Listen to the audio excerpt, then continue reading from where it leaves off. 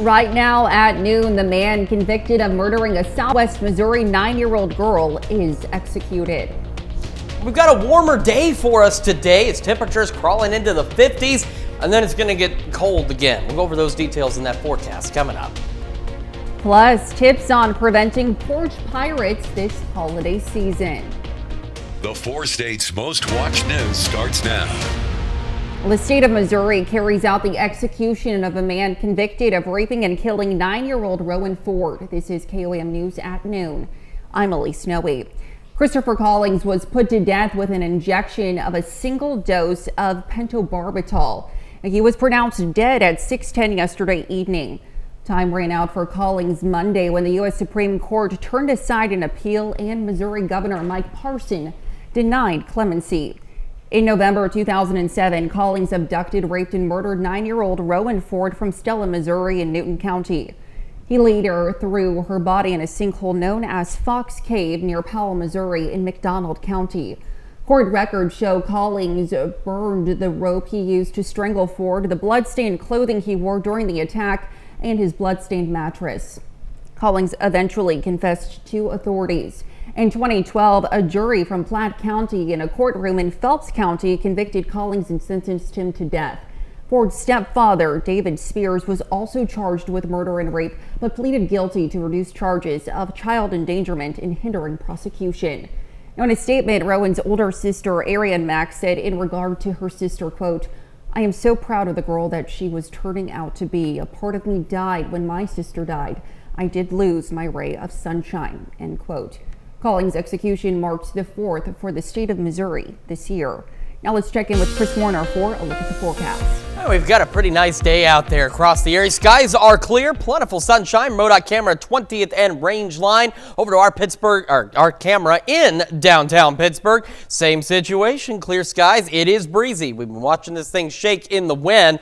Yesterday, we started at 9 degrees off of a record low set back in 2006. Only made it up to 44 degrees. So still about 7 degrees off pace for where our average should be. And average is not a word we're going to be using anytime soon, unfortunately. We're already now at 55 in Joplin, 54 in Pittsburgh. Take a look at these temperatures. We got low, mid, upper 50s, and as we mentioned earlier this morning, it is very likely some of our far southern counties will probably reach the low 60s for highs today. And then there's going to be a cold front that moves in tonight. So initially through the evening, clear skies, still breezy, northwest winds out there gusting. See, temperatures relatively slow to cool till we get to about midnight, and that cold front starts working through and starts to drop those temperatures again. We'll go over the details on that, how long that cold spell lasts, and when it warms up again here in just a few more minutes. Elise? All right, thanks, Chris. Well, some good news for some Anthem Blue Cross Blue Shield insurance holders in the Show Me State. Mercy and Anthem Blue Cross Blue Shield in Missouri have reached a new multi-year agreement. The agreement will ensure continued access to Mercy care for Anthem and Healthy Blue members. That care includes affordable, high-quality care at all Mercy hospitals, outpatient care centers, and physician offices across Missouri. The Creative Learning Alliance announces some updates for the Schroeder Family Explorium Science Center this morning. According to the CLA, they have raised 1/3 of the funds needed for the Science Center. In addition to the funds they've raised, the CLA announced a capital fundraising match. The most notable change is, of course, the fence on the exterior of the building, which is meant for security because as we grow and create those outdoor exhibits, we want kids to be able to play without fear of traffic and those kinds of things. But also we've done some interior things that are less exciting to talk about. The Science Center will feature interactive space that will bring learning to life. Well, First Presbyterian Church hosted a charity luncheon to raise funds for the Medical Loan Closet in Joplin. The church serves spaghetti, chili, and more. The Medical Loan Closet provides medical resources for people who are underinsured or don't have health insurance. They provide canes, walkers, wound care supplies, and more to people in need. They can provide a lot more equipment to our community. If anybody is ever in need of something that insurance doesn't cover, the Medical Loan Closet can supply. First Presbyterian Church partners with different organizations for their first Tuesday lunches to help them fundraise. Well, yesterday was Giving Tuesday, which is an annual day to encourage people to give back to their communities by supporting local charities and nonprofits. Rafa International is a nonprofit in Joplin that participated in Giving Tuesday, and their goal is to end the trafficking and exploitation of children. They provide safety, education, and care to children impacted by trafficking and abuse in the United States, Thailand, Haiti, and more. Rafa, as well as other nonprofits, are looking to Giving Tuesday to encourage generosity. Well, when you donate to the Toy Box campaign this year, you don't just provide toys, you provide a brighter and happier Christmas for kids across our area. And for many people and organizations, this campaign is a real labor of love, and we couldn't do it without their support. And one of those organizations is Equity Bank, who took us on a Toy Box shopping spree.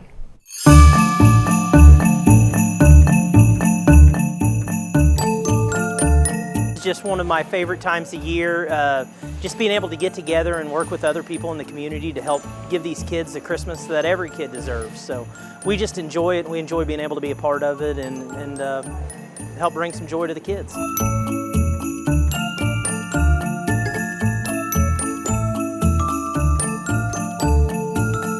Because we get the first pick of everything, and we get to come in, try to find some things that the kids are going to love, and just kind of get the first pick through to get the stage set for everyone else.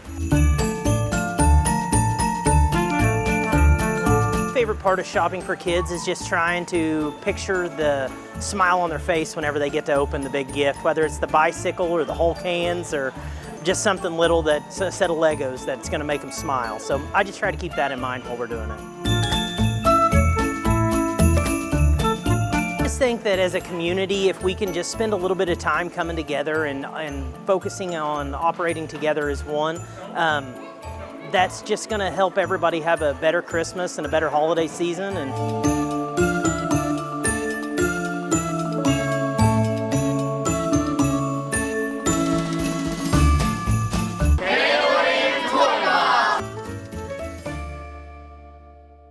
And if you're wanting to get in on the holiday spirit, here's a list of some parades happening tonight across the 4 states. Oswego, Kansas will be hosting their annual Christmas parade starting at 6 p.m. And at 6:30 p.m., Webb City hosts their Christmas parade downtown. Then at 7 p.m., Columbus will put on their Christmas parade as well. Now, for more information and a full list of Christmas parades in the area, you can visit KOAMnewsnow.com. Well, still ahead, tips to prevent thieves from stealing your holiday deliveries. And later, we're making creamy chicken and rice in the Mr. Food Test Kitchen.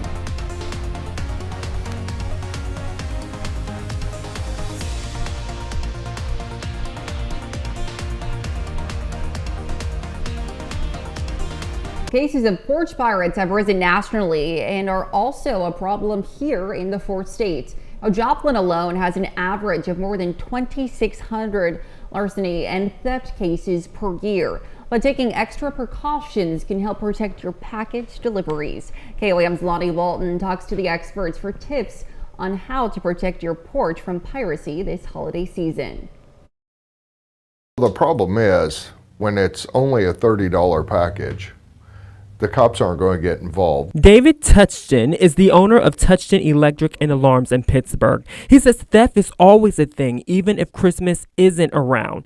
Touchton says it takes the entire community working together to prevent crime. If the street comes together and puts a recording device so that they can record the license plate, now you're giving the cops the license plate number and the video, you have a lot better chance of something happening. Jim Clements is a worker for Electric Systems in Webb City. He says if you want to beat the pirates, you have to make it a little uneasy for them. Decorations and stuff, keep them locked. Make it as difficult as possible to remove it. Signs, yard signs, stickers that say you're being video recorded. Most experts we talk to says it doesn't stop the porch pirates from committing a crime, but it surely helps the police. Well, if you're given the description of the car, the license plate number, and a picture of the person taking the package, you now give the police actually something they can use. Tushkin says times are hard for some, and it may cause them to take extreme measures. It's one of those things that it is going to get worse just because people are trying to survive. Reporting in Pittsburgh, I'm Lonnie Walton, KOAM News. Clemens says you should never put yourself in danger if you encounter a porch pirate. Well, still to come on KOAM News at noon, Mr. Food. If you have so much to do with so little time to do it, then put your slow cooker to work, and the results are a gift. And we've got a cold front coming in tonight, which will make it cold tomorrow. We'll talk about how cold it's going to get and how long that lasts when we come back. Welcome back to the KOAM News at noon. So it is not a bad day out there. Yeah, it's a bit breezy, but temperatures much warmer than where we were yesterday. In fact, this morning we had temperatures 20 to 30 degrees warmer than they were yesterday morning. Unfortunately, we're going to see that go to 20 to 30 below what they were this morning as we head into tomorrow morning. So let's talk about all that. Hi, Vance. Vance is down here for a very special reason. You'll get to find out a little later. Let's take a look outside with our camera in downtown Pittsburgh. Vance is everywhere. I think he's omnipresent is one of those things. And we're looking great, though. Look at that. No clouds. The early morning clouds we had, they're gone. We've got sunshine. It's feeling a little warmer. It is a bit on the breezy side. And the winds are already in the process of shifting out of the northwest for us. But like I said, that won't have an impact on our temperatures this afternoon, okay? We're still going to be pretty decent. And look, some low 60s, as we mentioned, in some of our southern counties, absolutely possible. We go into 5 o'clock, still not bad. Look at these temperatures for 5 o'clock in December. Can't complain about that considering our average high is in the low 50s. We're doing pretty good. We're going above normal across the area. Here we are Wednesday at 11. This is 11 o'clock tonight. See how the winds have already begun to shift out of the north? You see some 30s on there. That's because that cold front's going to roll through. And look at how quickly the temperatures drop. In just 2 or 3 hours, we're already down 10 to 12 degrees in just a couple of hours across the area. And by the time we get into tomorrow morning, we're down by about 20 degrees from 11 p.m. by 5 a.m. as we're starting to fall back into the low to mid 20s. And here's the other fun fact, if you will. Between 5 a.m. and noon tomorrow, temperatures will actually fall back a little more before they start to warm up. So we're talking going back into the upper teens and low 20s. And then by noon, we're back into the upper 20s and low 30s. Not like it's a big difference, but it will try and warm up for us. We'll have a lot of sunshine tomorrow, but we're also going to have those gusty north winds. And so that's going to make it feel even colder than what it already will be. That's the big cool down that's coming. That's why I said earlier, remember our average high, 51, that's not anywhere on the horizon for us. We're nowhere near average. We head into Thursday evening. Temperatures just kind of bounce around upper 20s, low 30s as we go into the evening. So, of course, that means it's going to be pretty darn cold Thursday night into Friday. By Friday morning, similar situation. We're starting in the upper teens and low 20s. However, do you see the wind arrows? That's really about the only thing happening on the future track. Now they're out of the southwest. And see, look, by noon on Friday, we're back upper 30s, low 40s. It won't be significantly warmer by Friday, but it will be warmer Friday than it is Thursday by about 10 to 12 degrees as we go into the mid 40s across the area. That's the roller coaster ride that we just can't seem to get off of. So today, again, most of us upper 50s, some low 60s, northwest winds gusting to 30.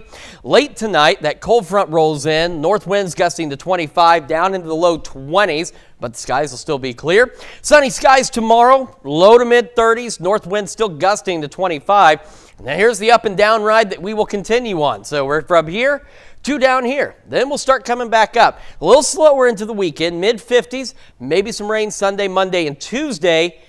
But take a look at this. We're back near 60 by Monday, but it's all right. It won't last very long either. Now we're back down, 30-degree drop Monday night into Tuesday, into the 20s. Then we'll be in the mid 40s Tuesday. Then we're back to the 30s next Wednesday. But don't worry, that doesn't last long either. We turn around and we're right back to the mid-50s by next Friday. We cannot find a happy balance of temperatures around the area. And so up and down and up and down. I know it's messing with a lot of folks too. Unbelievable. All right. Well, thanks, Chris. Well, stick around. We're making creamy chicken and rice in the Mr. Food Test Kitchen. We'll be right back.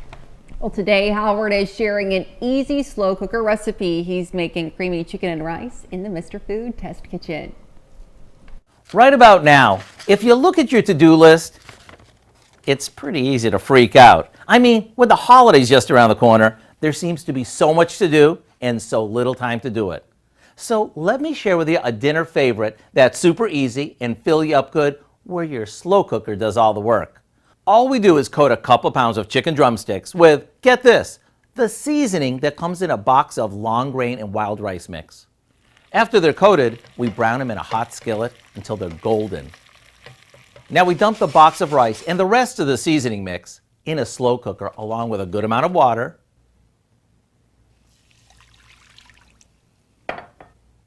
a can of cream of chicken soup, a splash of white wine or chicken broth, and a bit of salt and pepper. After giving that a quick mix, we put the chicken on top, cover it, and set it to low. That'll give you plenty of time to run a few errands, wrap some gifts, or maybe bake a batch of Christmas cookies. Come dinner time, everyone will come running because this smells so darn good. And although it's simple, it's one of those meals that you'll want to add to your weekly dinner routine. So go online and get the recipe for our creamy chicken and rice, which is not only comfort perfect, it will allow you the time to check a few things off your to-do list. I'm Howard in the Mr. Food Test Kitchen, where today we found a tasty time-saving way for you to say, ooh, it's so good. You can find this recipe along with a lot more good food from the Mr. Food Test Kitchen online. Just go to our website. Of course, that's KOAMnewsnow.com. Now here's a look at the 4-state market prices. All right, so again, we're going to be warm today, near 60, cold tomorrow, mid-30s. A little warmer by Friday, near 60 again by Monday. Maybe some rain chances, cold again Tuesday and Wednesday, and then warm again by next Friday. Coaster there. Yes, so. Alrighty, and what do you got for us later on, Dal? Well, lots coming up at 5. For starters, the weekly number of whooping cough cases nationwide has set another record. At least 577 cases were reported just for the week ending November 23rd. That's more than 10 times as many as a year ago. Plus, Oklahoma Broadband Office launches broadband expansion projects with Bolt Fiber Optic. What this could mean for some residents in northeastern Oklahoma.